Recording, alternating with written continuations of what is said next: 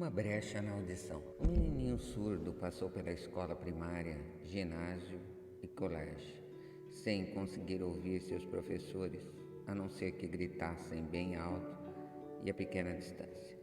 Não foi uma escola para surdos.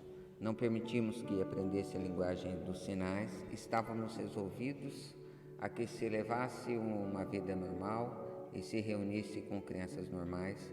Persistimos nessa decisão, embora nos custasse muitos debates acalorados com funcionários escolares. Quando no ginásio experimentou um aparelho elétrico para surdez, mas nada adiantou. Durante sua última semana no college, aconteceu algo que marcou o mais importante ponto crítico da sua vida. Pelo que parecia puro acidente, entrou de posse de outro aparelho elétrico que recebeu para experimentar. Demorou para testá-lo devido à decepção anterior com aparelho semelhante. Afinal, apanhou o aparelho e com certa negligência colocou na cabeça. Ligou a bateria e zás! Como por um passe de mágica, o desejo de toda a sua vida por uma audição normal tornou-se realidade. Pela primeira vez na vida, conseguiu ouvir praticamente tão bem quanto uma pessoa de audição normal. Felicíssimo pelo mundo transformado que lhe fora dado através do aparelho, correu para o telefone e ligou para a mãe, ouvindo-lhe a voz perfeitamente. No dia seguinte, ouviu claramente as vozes dos professores em classe pela primeira vez na vida. E pela primeira vez na vida, pôs-se a conversar livremente com outras pessoas sem a necessidade que falassem alto. Na verdade, entrara de posse de um mundo transformado. O desejo começara a trazer juros, mas a vitória ainda não estava completa.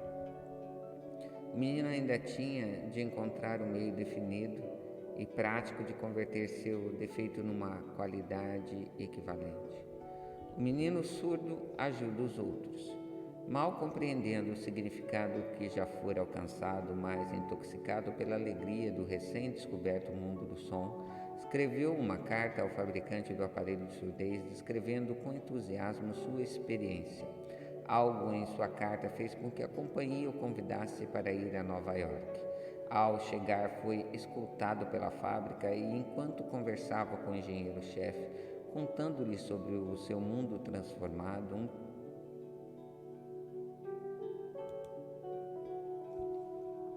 um pressentimento, ideia ou inspiração, chamemos-lo do que quiser, passou-lhe pela mente. Foi esse impulso do pensamento que converteu o mal que lhe afligia em qualidade, destinado a fazer tanto juros em dinheiro como em felicidade a milhares para sempre. A síntese daquele impulso de pensamento era o seguinte: ocorrera-lhe que poderia ser útil a milhões de surdos que passam a vida sem os benefícios de aparelhos de surdez, contando-lhes a história do seu mundo transformado. Durante o mês inteiro pesquisou intensamente, analisando todo o sistema de marketing do fabricante de aparelhos de surdez.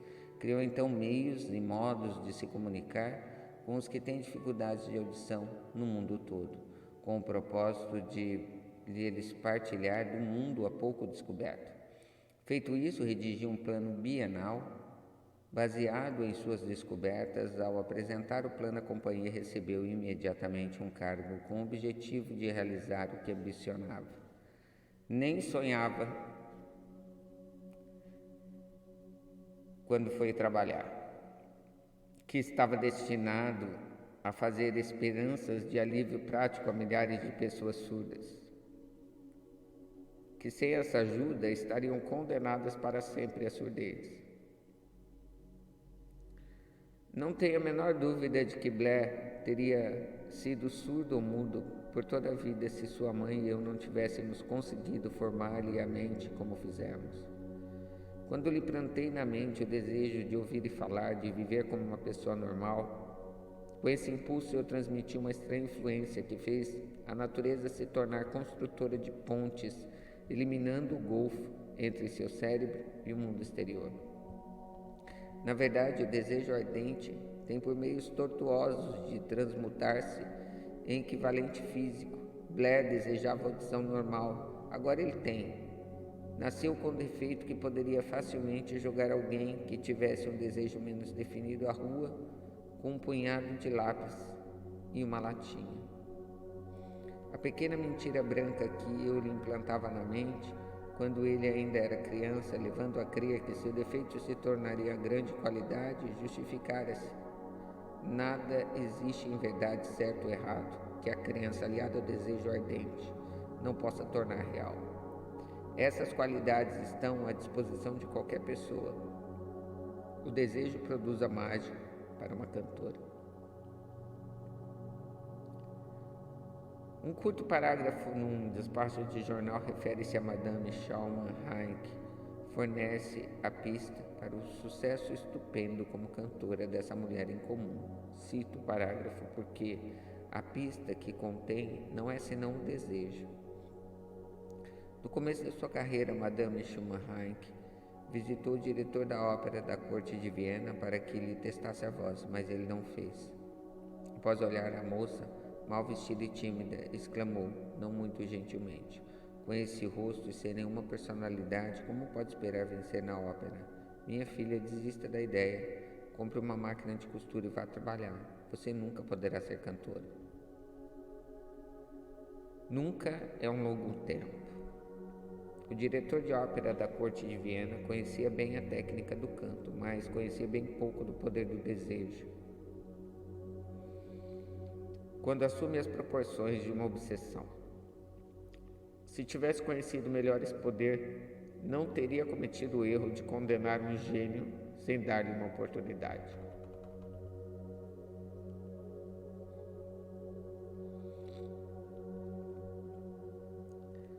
Há muitos anos, um dos meus sócios comerciais adoeceu. Piorou com o decorrer do tempo, até que afinal foi levado ao hospital para ser operado. O médico avisou-me de que pouco ou nenhuma chance haveria de vê-lo novamente.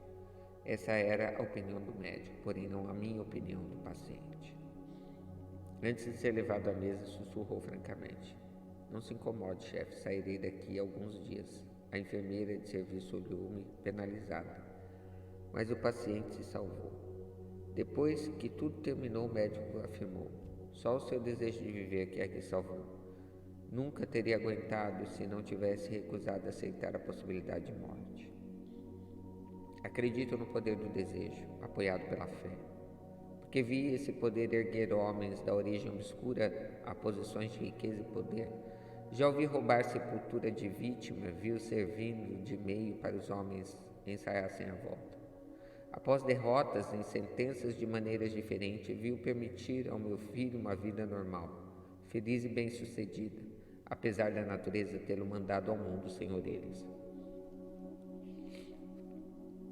Como se pode subjugar e utilizar o poder do desejo?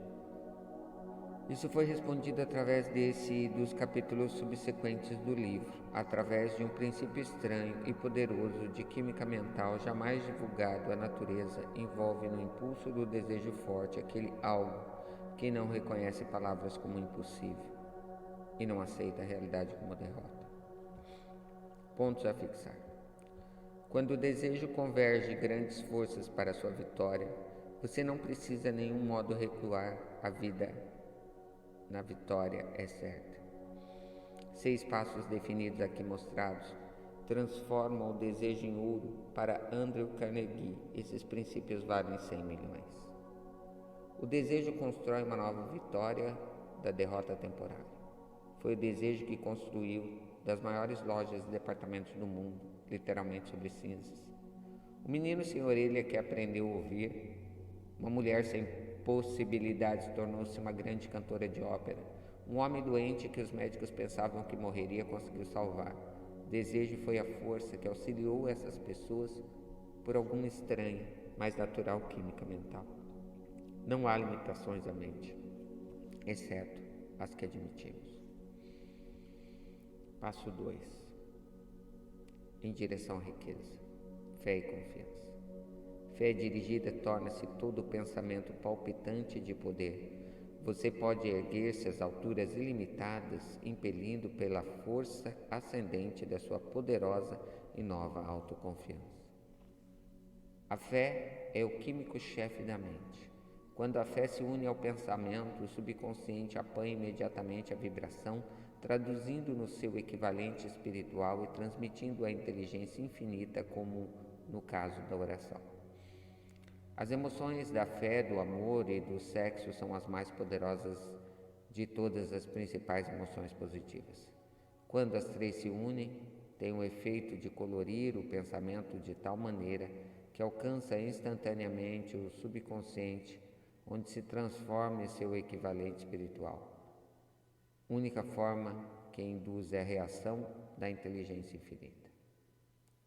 A fé aguarda que você a encontre.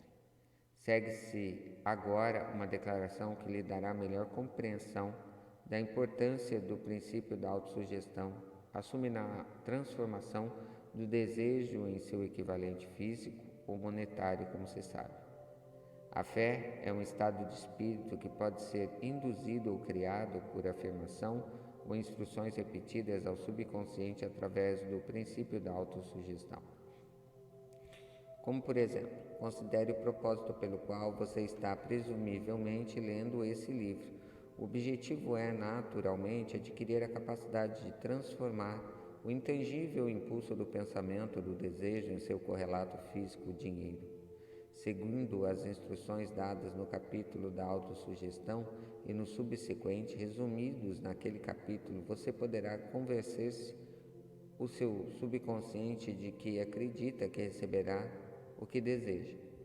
Isso agirá sobre o que você acredita, de modo que o subconsciente o devolverá em forma de fé, seguida de planos definidos para procurar o que deseja. A fé é um estado de espírito que pode ser desenvolvido à vontade depois de dominados os 13 princípios, pois é um estado de espírito que se desenvolve voluntariamente através da aplicação do uso desses princípios. A repetição da afirmação de ordens ao subconsciente é o único método conhecido de desenvolvimento voluntário da emoção da fé. Talvez o sentido se torne mais claro através das seguintes explicações. Quando a maneira dos homens se tornarem às vezes criminosos, nas palavras de famosos criminologistas, quando o homem entra em contato pela primeira vez com o crime, tem-lhe horror. Se mantém em contato com o crime por algum tempo, acostuma-se a ele e aguenta. Se ficar muito tempo em contato com o crime, acaba abraçando e toma influenciado por ele. Isso equivale a dizer que qualquer impulso do pensamento que se transmite repetidamente ao subconsciente é afinal aceito, operado pelo subconsciente, que começa a traduzir o impulso para o seu equivalente físico, pelo processo mais prático do poder obter.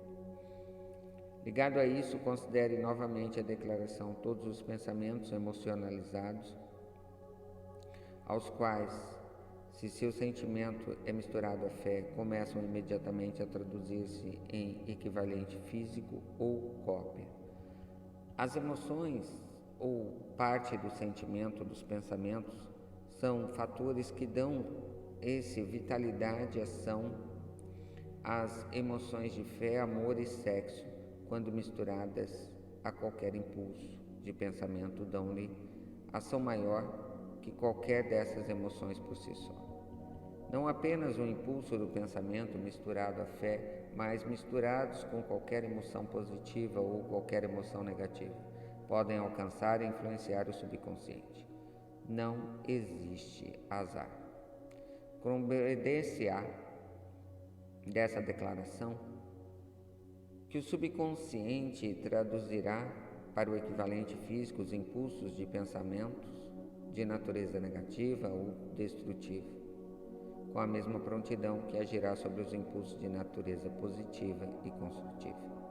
Isso explica o estranho fenômeno que milhões de pessoas experimentam e ao qual se refere como má sorte ou azar. Há milhões de pessoas que creem condenadas à pobreza ou ao fracasso por alguma força estranha sobre a qual acreditam não ter controle, são os criadores da sua própria má sorte. Para a causa dessa crença negativa que, apanhada pelo subconsciente, é traduzida para o seu equivalente físico. eis um lugar apropriado para sugerir novamente que você pode beneficiar-se transmitindo ao subconsciente qualquer desejo que quiser ver traduzido em seu equivalente físico ou monetário, num estado de expectativa ou crença que a transmutação terá lugar. Sua crença ou fé é o elemento que determina a ação do subconsciente. Nada pode impedi-lo de enganar o subconsciente ou dar-lhe instrução através da autossugestão, como eu enganei o subconsciente no meu filho.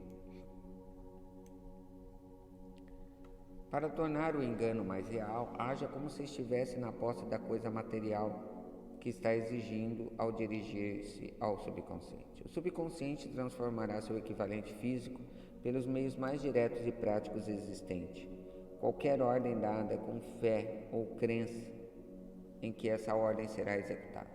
Certamente muita coisa já foi dita para dar um ponto de partida do qual, através da experiência e prática, se possa adquirir a capacidade de unir a fé com qualquer ordem dada ao subconsciente. A perfeição advirá pela prática, não pode vir apenas pela leitura das instruções. É essencial que você estimule as emoções positivas como forças dominantes da mente, desanimando e eliminando as emoções negativas. A mente dominada por emoções positivas torna-se um abrigo favorável ao estado mental conhecido por fé. A mente assim dominada pode, à vontade, dar instruções ao subconsciente que serão imediatamente aceitas e seguidas. A fé dá poder ao pensamento. Em todas as épocas, os religiosos advertiram a humanidade lutadora da necessidade de ter fé. Nesse ou naquele dogma, nessa ou naquela crença, mas esqueceram de explicar como ter fé. Não afirmaram que a fé é um estado de espírito que pode ser induzido pela autossugestão. Em linguagem acessível a todo o ser humano, descrevemos tudo o que se conhece como o princípio pelo qual a fé pode ser desenvolvida, onde ainda não existe. Tenha fé em si mesmo, fé no infinito. Fé é o elixir eterno, que dá vida, poder e ação ao impulso do pensamento. Fé é o ponto de partida de todo o acúmulo de riqueza. Fé é a base de todos os milagres e todos os mistérios que não podem ser analisados pelas regras da ciência. Fé é o único antídoto do fracasso.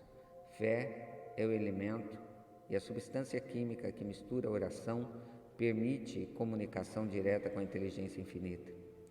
Fé é o elemento que transforma a vibração comum do pensamento, criada pela mente infinita do homem, em seu equivalente espiritual. Fé é o único instrumento através do qual a força cósmica da inteligência infinita pode ser dominada e usada pelo homem.